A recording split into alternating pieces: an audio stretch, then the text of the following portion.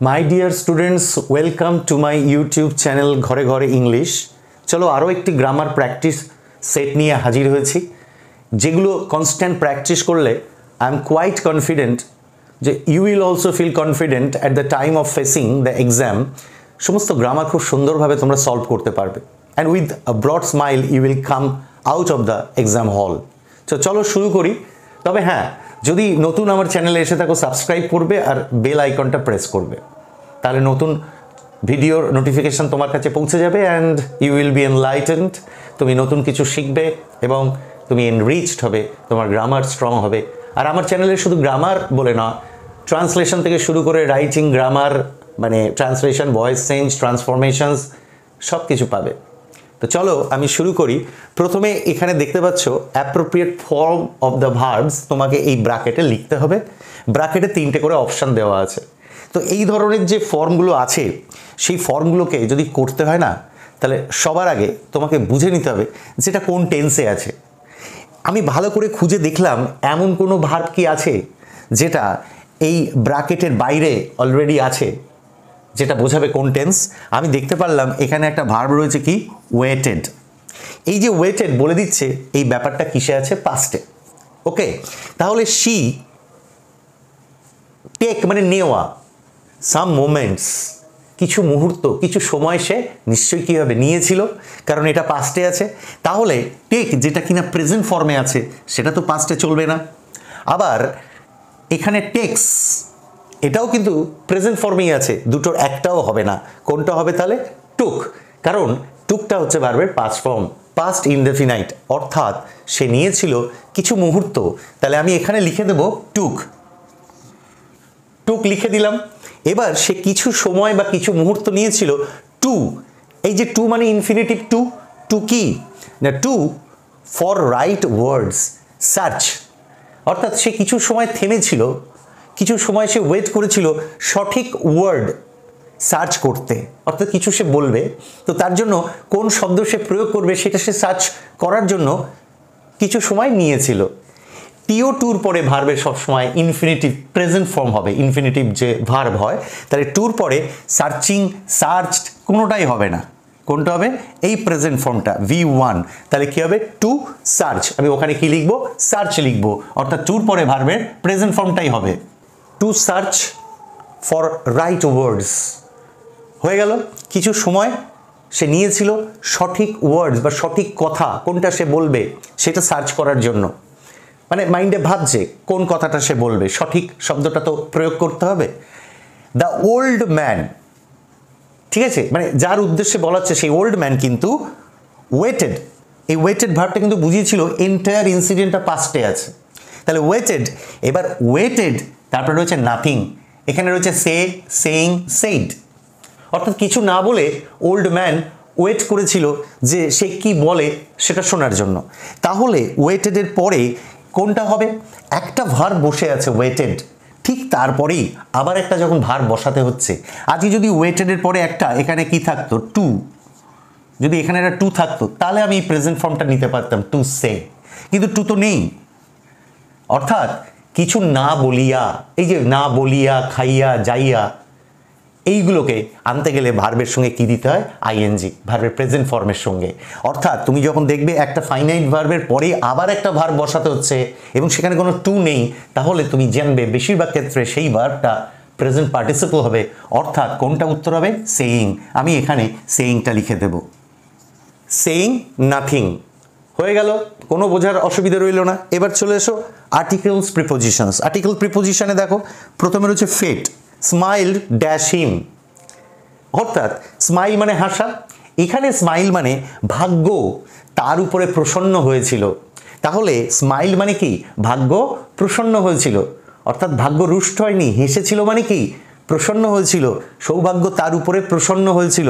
তাহলে স্মাইলড অন হবে, স্মাইলড on him all of a sudden, অর্থাৎ হঠাৎ করেই সৌভাগ্য তার উপরে ভর করলো, সৌভাগ্য তার উপরে কি? প্রসন্ন হলো।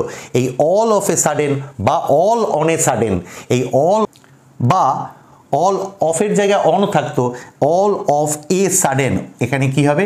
এ, অল অফ এ সাডেন, হঠাৎই, অল অফ এ সাডেন হি, মানে অল অফ এ সাডেন তার উপরে সৌভাগ্য প্রসন্ন হয়েছিল এবং হি স্ন্যাচড অর্থাৎ সে ছিনিয়ে নিয়েছিল সেই অপরচুনিটি সুযোগটা যেটা তাকে ফেট মানে ভাগ্য প্রসন্ন হয়ে যে সুযোগ তাকে দিয়েছিল সেই সুযোগটি সে একেবারে ক্যাপচার করেছিল, সেই সুযোগটাকে কাজে লাগিয়েছিল। তাহলে এখানে কি হবে? The opportunity and made the best of ইট।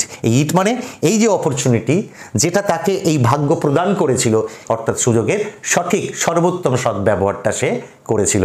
তাহলে ইটস ক্লিয়ার। এর পরবর্তীতে আমরা ডু অ্যাজ ডিরেক্টেডটা দেখব। এবারে দেখো প্রথমেই ভয়েস চেঞ্জ রয়েছে, পিপল অলওয়েজ পিটিয়েড আস। তাহলে সাবজেক্ট কে? পিপল। আর পিটিয়েড মানে করুণা করেছিল, সবাই করুণা করেছিল আস কাদের উপরে? আমাদের উপরে। তাহলে এইটা হচ্ছে কি? কাকে করুণা করেছিল? কাদেরকে করুণা করেছিল? আমাদেরকে। এটা অবজেক্ট। তাহলে আমার সাবজেক্ট অবজেক্ট রিপ্লেস করতে হবে, অদল বদল করতে হবে। আর এইটা পাস্ট ইনডেফিনাইটে আছে, তাহলে এর প্যাসিভ এলিমেন্ট কে আসবে? ওয়াজ বা ওয়্যার। তাহলে আমি আজকে সামনে নিয়ে যাব। তাহলে আস যদি সামনে আসে তাহলে কি হয় জানো? আসের সাবজেক্ট ফর্ম কি হয়? উই। লিখে দিলাম উই। উইয়ের পরেই যেহেতু এটা পাস্ট ইনডেফিনাইট, যেহেতু এটা ভার্বের 2 নম্বর ফর্ম, তাহলে বি ভার্বের 2 নম্বর ফর্ম কারা? ওয়াজ বা ওয়্যার। তাদের একজনকে তোমাকে নিতেই হবে। তাহলে উইর সঙ্গে কে হয়? ওয়্যার। ওয়াজ হয় না, আমি লিখে দিলাম উই ওয়্যার। উই ওয়্যার লেখার পরে অলওয়েজটা তুমি এখানে দিয়ে দিতে পারো, কোনো ব্যাপার না, এখানে দিয়ে দিলে we were always. We wire always লেখার পরে এই যে পিটিয়েড যেটা ভার্বের কি 2 নম্বর, তোমাকে প্যাসিভের নিয়ম অনুযায়ী তাকে পাস্ট পার্টিসিপল অর্থাৎ V3 তে যেতে হবে। পিটিয়েড এর থার্ড ফর্মও কি? পিটিয়েড। তাহলে লিখব উই ওয়্যার অলওয়েজ পিটিয়েড। দেখো পিটিয়েড লিখে দিলাম, উই ওয়্যার অলওয়েজ পিটিয়েড। এইবার আমার প্যাসিভের নিয়ম অনুযায়ী কি হবে? একটা বাই হবে। আর বাই হলে এই যে সাবজেক্ট এবার অবজেক্টে যাবে, তাহলে পিপল অবজেক্টে চলে গিয়ে পিপলই থাকবে। ভয়েস চেঞ্জ হয়ে গেল। এবার তুমি এই অলওয়েজটা ইচ্ছা করলে উই ওয়্যার পিটিয়েড অলওয়েজ এখানে অলওয়েজ লিখতে পারো, বা we were pitied by people always একদম লাস্টে লিখতে পারো, বা একদম প্রথমেই লিখতে পারো always we were pitied by people. Pitied by people অর্থাৎ অলওয়েজটা নিয়ে কোনো ম্যাটার করে না, তবে ওয়্যার আর পিটিয়েডের মাঝখানে এই অ্যাডভার্ব অলওয়েজটা দিলে এটা আরও খুব অ্যাপ্রোপ্রিয়েট এবং শ্রুতিমধুর হয়। চলো পরেরটায় দেখি। Radium is one of the most valuable metals. এই যে অ্যাডজেক্টিভটা দেখছো ভ্যালুয়েবল, এটা পলিসিলেবল অর্থাৎ মনোসিলেবল নয়, এটাকে ভেঙে উচ্চারণ করতে হচ্ছে ভ্যালুয়েবল। আর তার সুপারলেটিভের জন্য সেই জন্য সামনে কি হয়েছে? মোস্ট।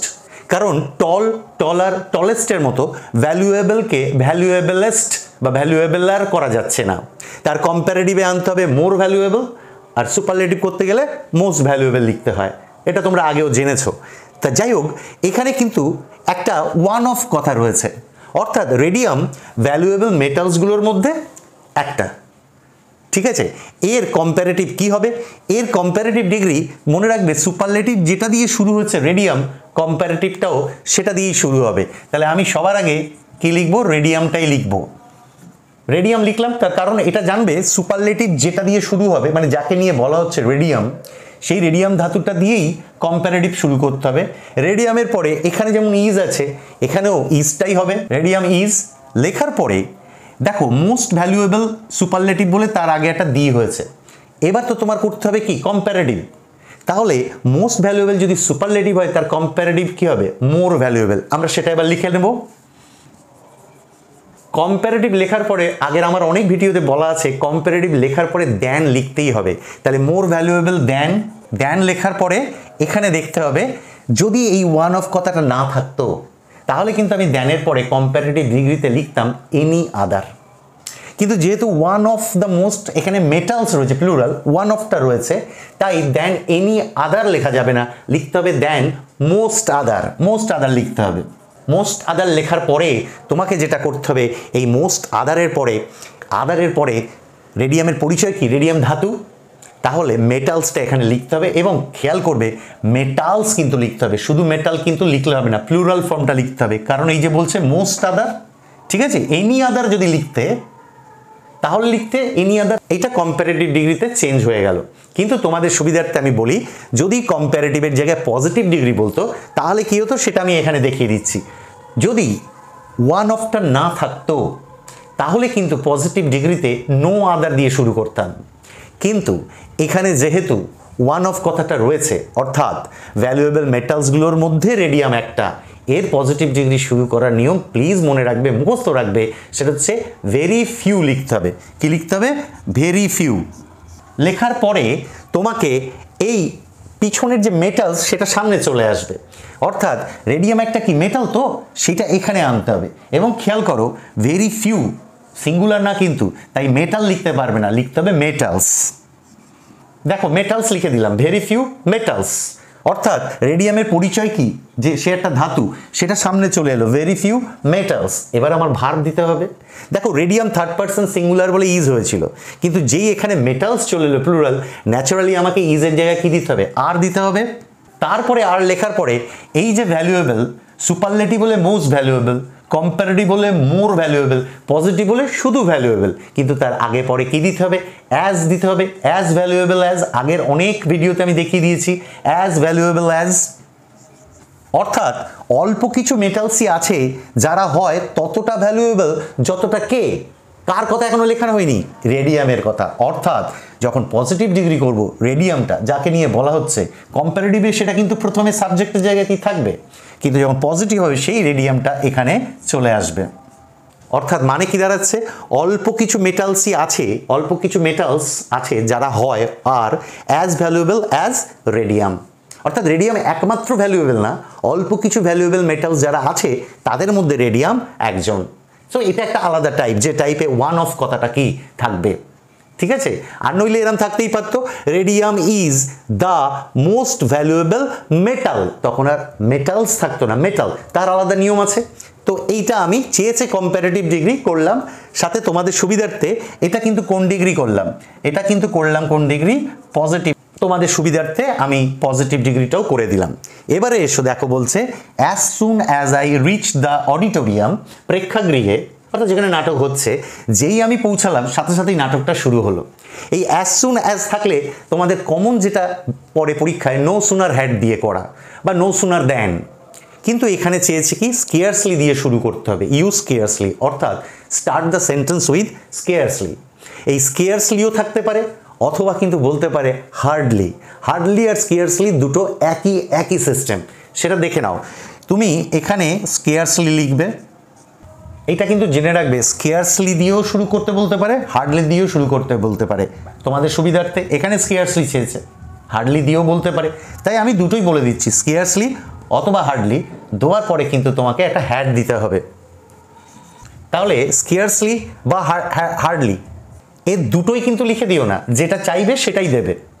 আমি দুটোই বলে দিলাম, এটাও হতে পারে এটাও হতে পারে। নো সুনার হ্যাডের বিকল্প এটা অন্যভাবে, স্কেয়ারসলি বা হার্ডলির পরে কি দেবো? হ্যাড। এই যে স্কেয়ারসলি হ্যাড বা হার্ডলি হ্যাড, এটা বসলো কার জায়গায় জানো? বসলো অ্যাজ সুন অ্যাজ এর জায়গায়। তাহলে আমার বাকিটা লিখে দিতে হবে। আই রিচড, এই রিচ কিন্তু ভার্বের কি 2 নম্বর। যেহেতু তুমি এখানে হ্যাড বসিয়েছো, এখানে যে আই লিখলে, আই লেখার পরে তোমাকে কিন্তু এই রিচডের 3 নম্বর ফর্মটা ইউজ করতে হবে, সেই নো সুনার হ্যাডে যেমন করতে। তা রিচডের পাস্ট পার্টিসিপল অর্থাৎ V3 রিচড, একই রিচড 2 নম্বরটাও রিচ, 3 নম্বরও রিচড। তো আমি রিচডটাই লিখে দিলাম, V3 রিচড লিখে নিলাম, V2 ছিল V3 করলাম, করে আমি কত অবধি চলে যাব? কমা পর্যন্ত যা আছে লিখে দেবো, দ্য অডিটোরিয়ামটা লিখে দেবো। অডিটোরিয়াম অবধি লেখার পরে এই কমার এখানে একটা কাজ আছে। নো সুনার হ্যাড যখন করতে মনে করে দেখো, সেখানে কমার জায়গায় কি দিতে হতো? দ্যান দিতে হতো। কি দিতে হতো? দ্যান।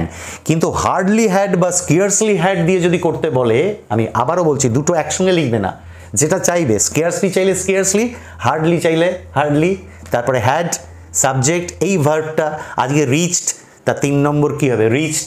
কথার কথা এখানে যদি মনে করো থাকতো স, তাহলে কিন্তু তোমাকে সিন করতে হতো। আমি রিচড V3 লিখলাম, দ্য অডিটোরিয়াম, এই কমার জায়গায় নো সুনার হ্যাডের ক্ষেত্রে যেমন দ্যান দিতে হয়, এইখানেই একটু এখানে এর পার্থক্য। সেটা কি দিতে হবে? হার্ডলি হ্যাড থাকলে বা স্কেয়ারসলি হ্যাড থাকলে এই কমার জায়গায় তোমাকে দিতে হবে হোয়েন। প্লিজ মনে রাখবে, হার্ডলি হ্যাড বা স্কেয়ারসলি হ্যাড হলে এই কমার জায়গায় দ্যান নয়, নৈব ছ, এখানে কি হবে? হোয়েন হবে। আমি লিখে দেবো হোয়েন। হোয়েন লিখে দেওয়ার পরে যা আছে লিখে দেবো আমি, বাকি যা আছে আর কোনো আমার চেঞ্জের ব্যাপার নেই, লিখে দেবো আমি।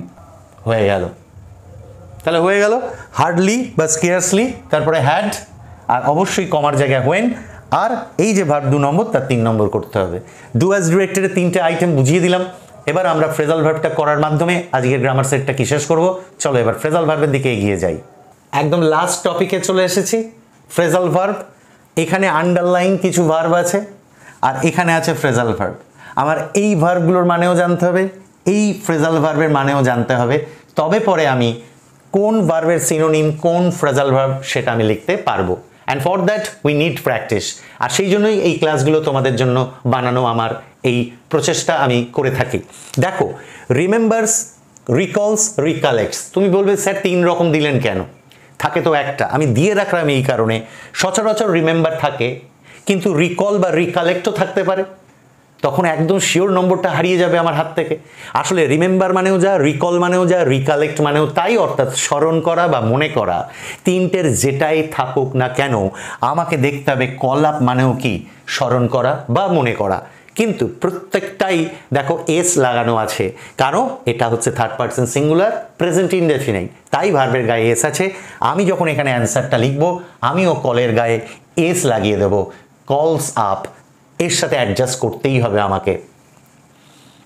কলস আপ লিখে দেওয়ার পরে এবারে দেখো রয়েছে কেউ এমন ইনসাল্ট সহ্য করতে পারে না। এগুলো কিন্তু ভার্বের 1 নম্বর ফর্ম আছে, টলারেট, এন্ডিওর। এখানেও আমি 2টো দিয়ে রেখেছি। সচরাচর টলারেট থাকে কিন্তু এন্ডিওরও তো থাকতে পারে। আমি এইটুকু যদি জেনে রাখি টলারেট মানেও সহ্য করা, এন্ডিওর মানেও সহ্য করা, তাহলে দুটো যদি জানা থাকে টলারেটের বদলে যদি এন্ডিওরটা আন্ডারলাইন করা থাকে ওই ভার্বটা, আমার ভয় থাকবে না, আমি সেক্ষেত্রেও জানবো এটার মানেও সহ্য করা। আর এই পুট আপ উইথ, এটা মানেও কি, সহ্য করা।